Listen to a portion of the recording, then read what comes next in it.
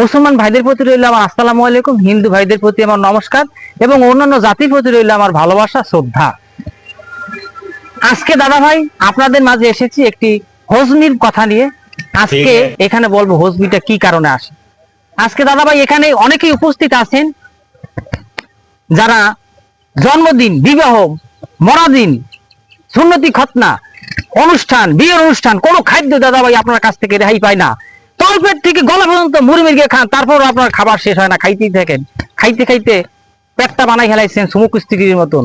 Japan সরকার আপনার কোনোভাবে visa দিতে আসে না। আপনি রাস্তায় যাবেন, রাস্তার মানুষ আপনাকে দেখে টিজিং করবে, মোটা মোটা বলে খেপাবে। আপনি বাস চাটবেন, দুইজনের সিটে একলা দখল করবেন, মানুষে নানান ধরনের কথা বলবে। আপনি মনে মনে ভাবতেছেন এই থেকে রেহাই পাবেন না দাদা।